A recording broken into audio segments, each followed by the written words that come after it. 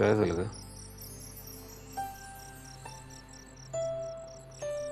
काय झालं? काही नाही हो, तसंच विचार करत होते. कुठलं घर माझं आहे, कुठली माणसं माझी आहेत.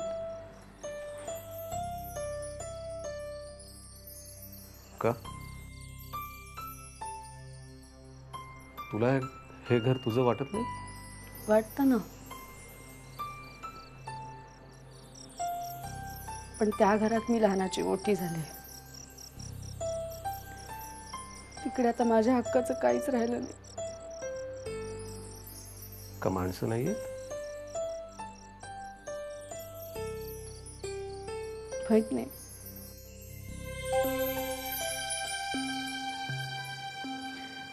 खूप हक्काने गेले होते तिकडे,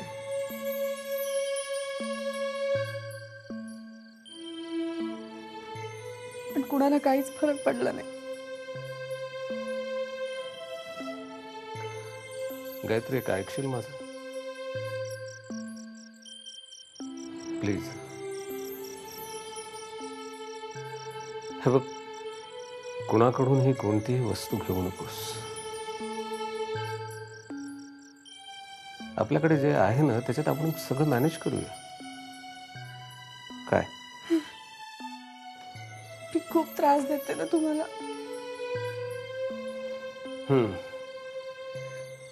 काय एवढं सहन करता मला? कारण माझं तुझ्यावर खूप प्रेम आहे, आणि मी प्रेम करतो म्हणून मी कमजोर आहे असं समजू नकोस.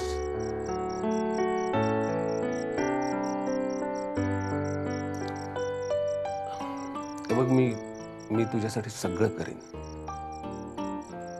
पण माझ्या तत्वांशी तडजोड नाही, कधीच नाही. आणि तूही मला त्यासाठी फोर्स करू नकोस.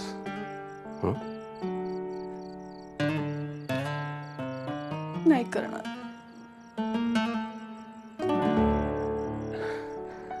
आता कसली काळजी करू नकोस. झोप आता.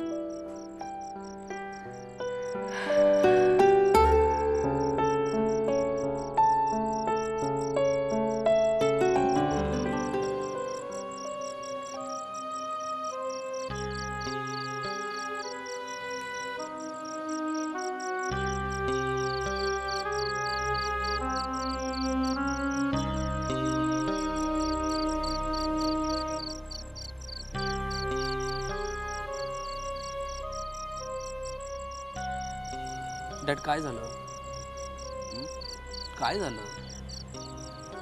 कुठे काय? डॅड, आज आपण गोवर्धन अंकलकडे जाणार होतो ना? हो, पण त्यांनी मीटिंग कॅन्सल केली. I told you, didn't I? You dead, पण त्यांनी ती का कॅन्सल केली हे नाही सांगितलं. मे बी आय थिंक आपलं प्रपोजल त्यांना मान्य नसावं. काय? पण डॅड, तुम्ही तर म्हणाला होतात की ते फार इमोशनल झाले होते वगैरे. हो, म्हणालो होतो मी, म्हणालो होतो ना. बट आय थिंक मुक्ताला ते मान्य नसावं.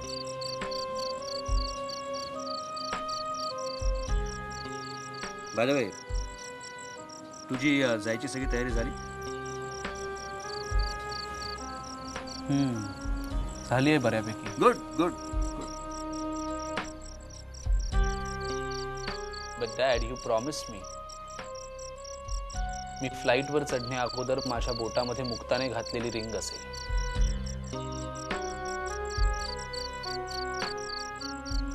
Dad. Yes, I did promise.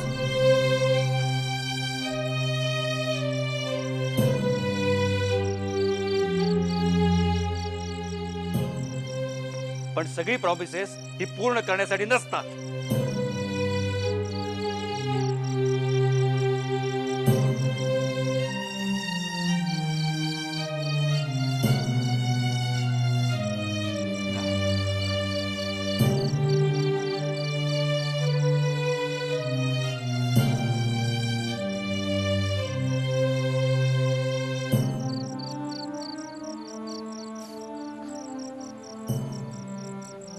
Dad, तुम्ही कशाला एवढे हायपर होताय? रिलॅक्स. आता नाही तर नाही, मी परत आलो ना की मी पुन्हा तिला कन्व्हिन्स करण्याचा प्रयत्न. नो, मुक्ता नाही. मुक्ता माझी सून होऊ शकत नाही. पण का? का? का? हो का? अरे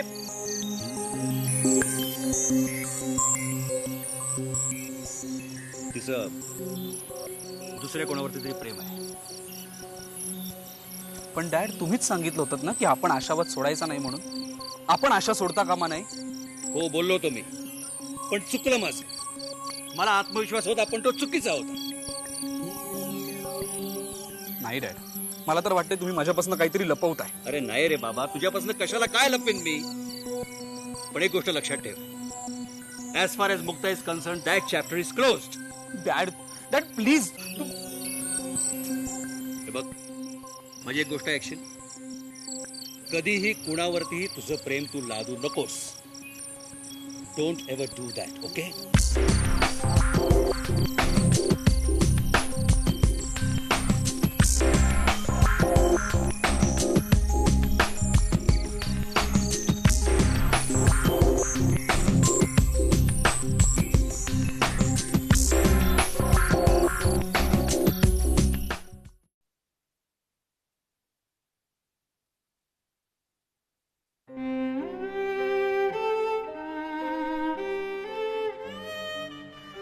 म्हणून तुला सांगत होते कुणाला काही सांगायला जाऊ नकोस. बघितलंस ना शेवटी काय झालं. तुझा सख्खा मित्र तो. पण ते लग्न करायचं नव्हतंच ना. असं बोलून आणखी स्वतःला फसवू नकोस. तुला नक्की माहिती आहे की हे सगळं कळल्यामुळेच त्यांनी पाय मागं घेतलाय. आता तरी याच्यातून धडा घे. तिच्यासाठी स्थळ बघायला लाग. तिला शिकायचंय.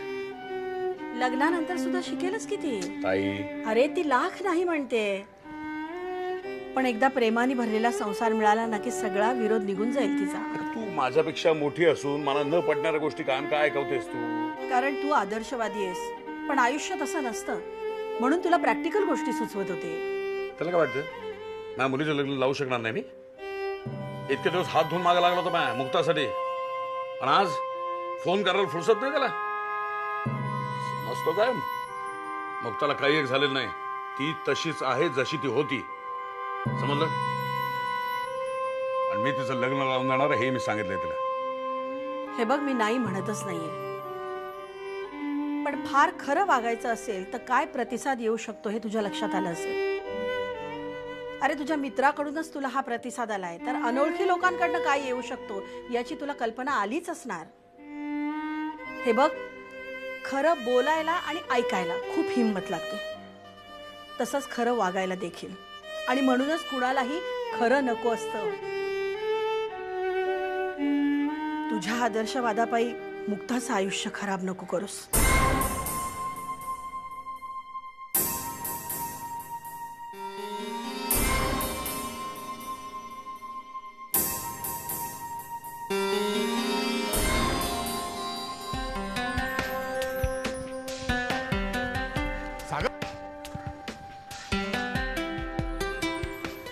अरे काय हा?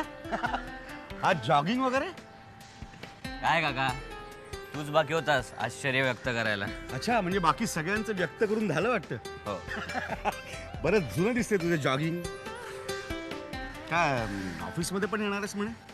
हा, म्हणजे दादाची अशी इच्छा होती की तू शिक्षण पूर्ण करावंस आणि मग ऑफिस जॉईन करावंस. नाही, शिक्षणानंतरच करणार आहे जॉईन. आजीची तशी इच्छा आहे. अच्छा, आजीची इच्छा आहे म्हणून. म्हणजे दादाची इच्छा आहे त्याचं काही नाही. अजून राग गेला नाही तुझा त्याच्यावरचा?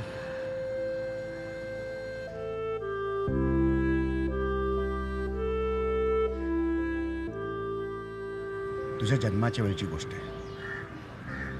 वहिनी माहेरी होती. मी अभ्यासात आणि कॅम्पस ॲक्टिव्हिटीजमध्ये बिझी होतो. दादा ऑफिसच्या कामात पूर्णपणे बुडलेला होता. 18-18, 20-20 तास ऑफिसमध्ये असायचा. ही वैजयंती त्याच्याबरोबरच कामाला होती. तेव्हाच ते दोघजण एकत्र आले. काका प्लीज, मला हे सगळं ऐकायचं नाहीये. ऐकवतही नाही ना तुला? माझंही तसंच झालं होतं. खूप विरोध केला मी, भांडलो दादाशी, पण दादाने तिला अंतर दिलं नाही. मानतो मी दादाला. अरे एखादा असता तर हात झटकून मोकळा झाला असता, पण सगळ्यांचे विरोध आणि टोमणे सहन करून दादानी तिच्याबरोबरचे संबंध निभावले. आणि आईशी?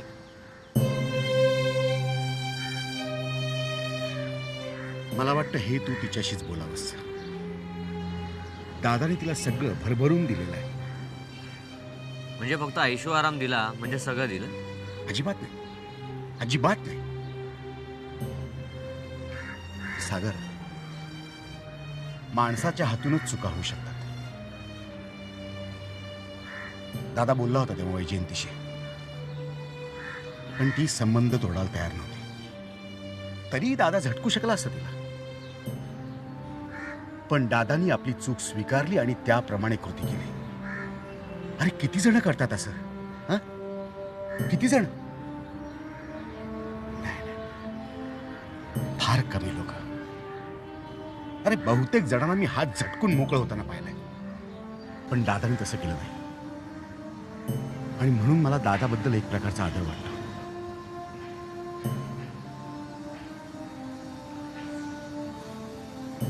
निघूया.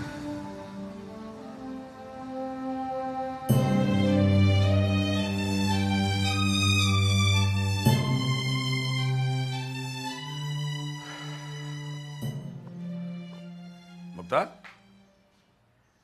ए मुक्ता, कॉलेजला जायचं नाही का? कॉलेजला जायचं नाही? मग काय करायचं? घरी बसायचं. घरी बसायचं.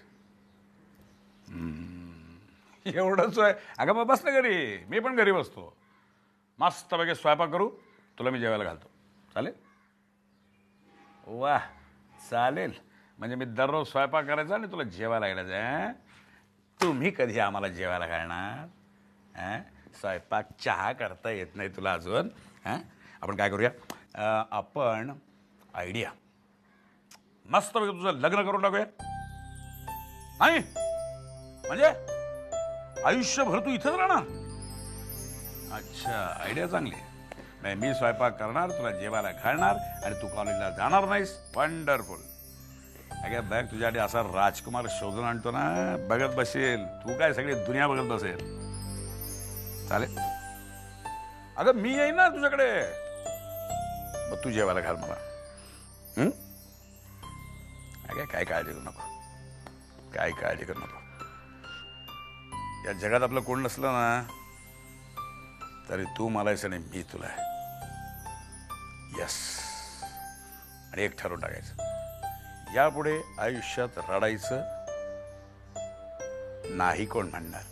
नाही कोण म्हणणार? आयुष्यात रडायचं नाही. यापुढे मीच तुझा बाप, मीच तुझी आई आणि तू माझं सर्वस्व.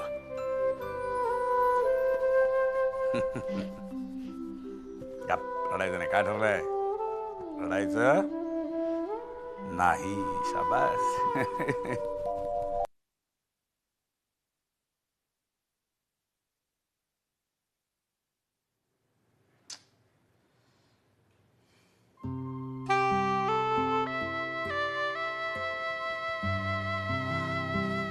राकेश,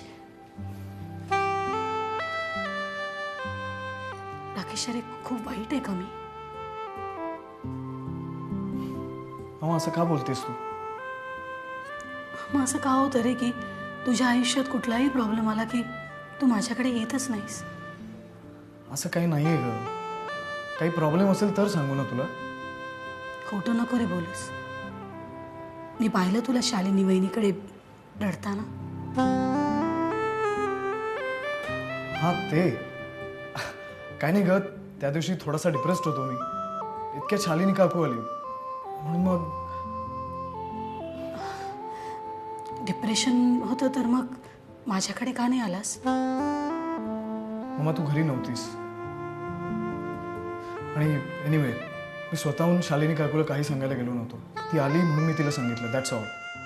अरे डिप्रेशन आलं होतं तर मग मला फोन करायचा ना. बरं,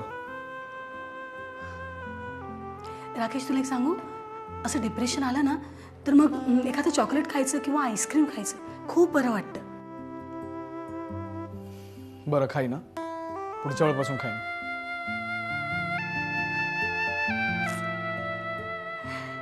राकेश किती कंटाळा आलाय ना तुला माझा.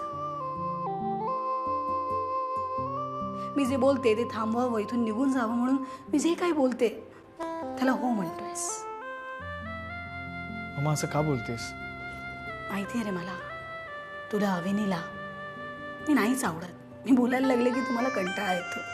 मामा असं काही नाही आहे, तू उगाच काहीतरी विचार करू नको. ठीक आहे, नाही बोलत.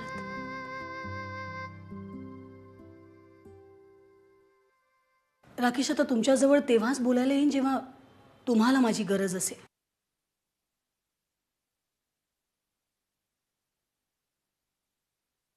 मामा तोच तर खरा प्रॉब्लेम आहे ना. जेव्हा आम्हाला तुझी खरी गरज असते तेव्हा कधीच तू नसतेस. बघ ना, म्हणजे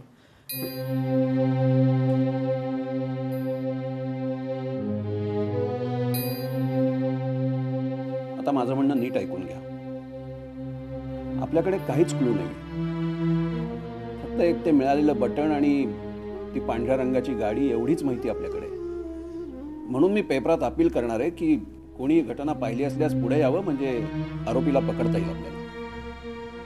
पण म्हणजे मुक्ताच्या बाबतीत जे काही घडलं ते सगळ्यांना कळेल. नाही नाही, आपण नाव नाही छापायचं, फक्त घटना छापायची आणि अपील करायचं की कोणी पाहिली असल्यास पुढे यावं. असं कसं कोण पुढे येईल? येस, माझी खात्री आहे की कोणीतरी नक्कीच ही घटना पाहिली असणार. कोणीतरी नक्कीच पुढे येईल. आणि दुसरं असं की कोणीतरी आपल्याला पाहिलंय या धारणेतून आरोपी सुद्धा सारवासारव करायला लागतो आणि त्यातच पकडला जाऊ शकतो. पण मुक्ताचं नाव नाही ना कुठेही येणार? नाही येणार. पण हे असं काही केलं तर तुमचं पोलीस डिपार्टमेंट काही रिॲक्ट तर करणार नाही ना? नाही नाही, हे मी पर्सनली हँडल करतोय. आता थोडी रिॲक्शन येईल पण आय टेक केअर. मुक्ताचं नाव कुठंही येणार नाही याची मी तुम्हाला खात्री देतो. ठीक आहे. मुक्ताला भविष्यात जर याचा काही त्रास होणार नसेल तर माझी काही हरकत नाही. तुम्ही अजिबात काळजी करू नका. I take care. ओके.